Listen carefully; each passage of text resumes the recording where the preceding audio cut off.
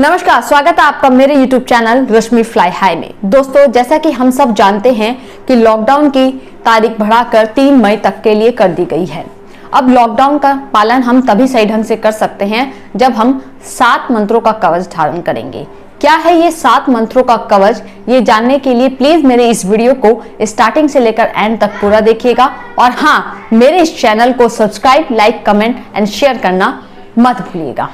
सुझावों को ध्यान में रखते हुए ये तय किया गया है कि भारत में लॉकडाउन को अब 3 मई तक और बढ़ाना पड़ेगा। क्या 3 मई के बाद भारत से कोरोना समाप्त हो जाएगा?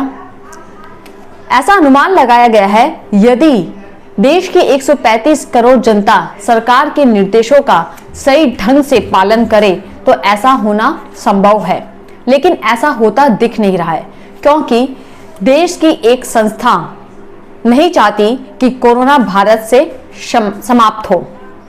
चलिए फिर भी मैं आपको बताती हूं कि लॉकडाउन की वजह से कितने लोगों की जान बचाई जा सकी है। ऐसा अनुमान लगाया गया है कि 21 दिन के इस लॉकडाउन अगर नहीं होता तो कम से कम 8 लाख से भी अधिक लोग कोरोना से संक्रमित होते। पूरी दुनिया में इसका मॉर्टेलिटी रेट जो है वो 3% का है। तो ऐसे में आप समझ सकते हैं, तो मृत्यु दर भी इसकी 24,000 से अधिक होती। यदि देश का प्रत्येक नागरिक अपना दायित्व समझता तो अब तक कोरोना संक्रमित लोगों की संख्या 5,000 से कम होती। एक षड्यंत्र के तहत एक संस्था ने इस संख्या को दोगुनी कर दिया है और लॉकडाउन 2.0 का ऐलान करने पर देश के प्रधानमंत्री को मजबूर कर दिया। लॉकडाउन नहीं होता तो देश तीसरे चरण में प्रवेश कर चुका होता, जो कि बेहद खतरनाक है। देश में दोस्तों जो हमारी आबादी है उसका घनत्व अधिक है और जो स्वास्थ्य सुविधाएं हैं वो उसका अभाव है। उसके फलस्वरूप मृतकों की संख्या अधिक हो सकती थी, लेकिन लॉकडाउन की वजह से इसमें भारी गिरावट। ये कहना सही होगा कि भारत की जनता को भारत के प्रधानमंत्री और उनके सरकारी ढांचे पर पूरी तरह से विश्वास है। क्या वो कोरोना से बचाने में सही उत्तरदायित्व निभा रहे हैं? की माने तो इटली के प्रधानमंत्री का कहना है कि अब स्थिति उनके हाथ से निकल चुकी है। तो वहीं अमेरिका का कहना है कि वहां करीबन 1 से 2 लाख मौतें हो सकती है। तो वहीं ब्रिटेन की अगर हम बात करें तो वहां के प्रधानमंत्री खुद ही आईसीयू में भर्ती है। चीन में अगर चीन की बात की जाए तो वहां लगभग 2.5 करोड़ लोगों के फोन बंद है और वहां की सरकार ने करीबन 3,300 लोगों के मौत की ही सिर्फ पुष्टि की है। पाकिस्तान ने तो 80 एकड़ जमीन शवों को दफनाने के लिए आरक्षित भी कर दी। देश में अमेरिका, ब्रिटेन, चाइना, फ्रांस जैसी सुविधाएं नहीं है, फिर भी यकीन है कि हम कोरोना को खत्म कर देंगे। हमारे देश के प्रधानमंत्री व सरकारी ढांचा हमें उत्साह दिला रहे हैं और लगातार ये प्रयत्न कर रहे हैं कि हमारा देश और जनता दोनों ही सुरक्षित रहे। आप सिर्फ घर में रहिए और नियमों का पालन करें। जैसा कि मैंने बताया है कि मैं इस वीडियो में आपको 7 कवच धारण करने का उपाय बता रही हूँ। उन कवच को धारण करने से आप कोरोना से अपना और अपने परिवार का बचाव कर सकते हैं। हमारे घरों तक हमारे जरूरत के जो भी सामान है वो मुहैया करवाए जा रहे हैं। हमारे कोरोना के इलाज के लिए फ्री टेस्ट भी यहाँ तक के करवाए जा रहे हैं। डॉक्टरों और पैरामेडिकल स्टाफ को वेतन देकर कैसे भी हमारी सुरक्षा में, हमारी सेवा में तैनात किया गया है मरीजों की देखभाल करने के लिए। इसमें कोई शक नहीं है कि भारत के प्रधानमंत्री और सरकारी ढांचे पूरी तरह से विश्वास के योग्य हैं और वो सही माने में हमारा बचाव करेंगे, इसमें कोई भी शंका। 7 मंत्रों का सुरक्षा कवच हमें कोरोना के डेथ वारंट से सुरक्षित रखेगा। तो ये है 7 मंत्रों का सुरक्षा कवच। पहला, हमें ज्यादा से ज्यादा अपने घर में बुजुर्गों का ध्यान रखना है। बातों में आपका साथ। पहली बात, अपने घर के बुजुर्गों का विशेष ध्यान रखें। दूसरा, सोशल मीडिया डिस्टेंसिंग का पूरी तरह से पालन करना है। लॉकडाउन और सोशल डिस्टेंसिंग की लक्ष्मण रेखा का पूरी तरह पालन करें। घर में बने फेस कवर या मास्क का, और वो भी घर में बने हुए, उनका अनिवार्य रूप से उपयोग। तीसरा, आयुष विभाग की बातें मसलन गर्म पानी, काढ़ा जरूर पिए और मास्क का उपयोग करें। अपनी इम्यूनिटी बढ़ाने के लिए आयुष मंत्रालय द्वारा जो निर्देश दिए गए हैं उसका अगर हम पालन करें, गर्म पानी है, काढ़ा है, इनका निरंतर। चौथा, आरोग्य सेतु ऐप डाउनलोड करें, खुद भी डाउनलोड करें और औरों को भी डाउनलोड करने के लिए प्रेरित करें। कोरोना संक्रमण का फैलाव रोकने में मदद करने के लिए Aarogya Setu mobile app, Aarogya Setu mobile app जरूर डाउनलोड। पांचवा, गरीब परिवार की मदद करें। आपके आसपास कोई भी अगर भूखा है तो उसे अपनी क्षमता के अनुसार खाना जरूर खिलाएं। जितना हो सके उतने गरीब परिवार की देखरेख करें, उनके भोजन की आवश्यकता। छठा, कोई भी कंपनी अपने एम्प्लॉय को इस मुश्किल की घड़ी में नौकरी से ना निकाले।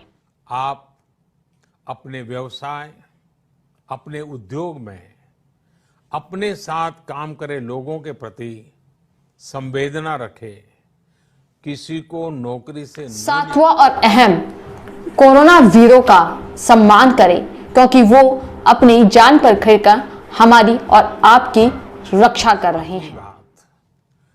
देश के कोरोना योद्धाओं, हमारे डॉक्टर, नर्सेस, सफाई कर्मी, पुलिसकर्मी, ऐसे सभी लोगों का हम सम्मान करें, आदर पूर्वक उनका गौरव करें। ये सप्तपदी विजय प्राप्त करने का मार्ग है। को ध्यान में रखते हुए ये तय किया गया है कि भारत में लॉकडाउन को अब 3 मई तक और बढ़ाना पड़ेगा। यानी 3 मई तक हम सभी को, हर देशवासी को लॉकडाउन में ही रहना होगा। तो दोस्तों, ये है 7 मंत्रों का सुरक्षा कवच जिसे धारण करवाने के लिए प्रधानमंत्री ने खुद हाथ जोड़कर देश की जनता से अपील की है ताकि हम सब सुरक्षित रह सके। दोस्तों, एक और बात बता देती हूँ, जो चौथे नंबर का कवच है वो है आरोग्य सेतु ऐप इंस्टॉल करना। ये जरूर कीजिएगा क्योंकि ये बहुत फायदेमंद है। मैंने भी आज खुद इस ऐप को इंस्टॉल किया है और ये बहुत ही आसान है। ये ऐप इंस्टॉल होने के बाद आपसे कुछ सवाल करेगी और आपको बड़े ही ईमानदारी के साथ इन सवालों का जवाब देना है और अंत में ये ऐप आपको बताएगी क्या आपके आसपास या फिर आप खुद कोरोना से संक्रमित है या फिर क्या होने की चांस है। ये आपको रिजल्ट शो करेगी। मैंने इसे पूरी तरीके से किया और अंत में मेरा रिजल्ट आया कि आई एम सेफ। यकीन मानिए ये बहुत अच्छी ऐप है। इसे आप सबको खुद को भी इंस्टॉल करना, लोगों को भी प्रेरित करना है। अब इन सभी बातों के बीच एक और अहम बात है जो मैं आपसे कहना चाहूंगी। दोस्तों, सुरक्षा कवच का जो 6 नंबर का मंत्र है कि कोई भी कंपनियां अपने एम्प्लॉय को नौकरी से ना निकाले, तो मैं आपको बताना चाहूंगी इस सुरक्षा मंत्र की अवहेलना भारी तादाद में हो रही है क्योंकि काफी सारी कंपनियां कई क्षेत्रों में, चाहे वो छोटी कंपनी हो या बड़ी कंपनी हो, धड़ाधड़ भारी संख्या में अपने एम्प्लॉय को निकाल चुकी है और निकालना अभी जारी है। मैं पीएम मोदी की अपील की अवहेलना नहीं कर रही हूँ, ये एक कड़ी सच्चाई है जो मैं इस वीडियो के माध्यम से आपको बता रही हूँ।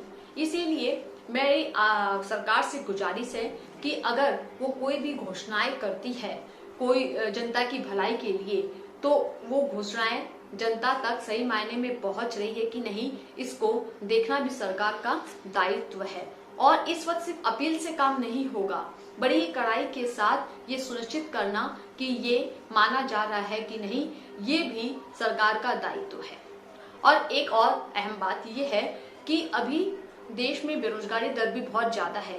कई ऐसे बेरोजगार लोग हैं जिनके पास अभी जॉब नहीं है किसी कारणवश, किसी को तो मिलने वाली थी लेकिन लॉकडाउन की वजह से वो काम रुक गया। ऐसी स्थिति में उन लोगों तक भी सरकार सहायता पहुंचाए।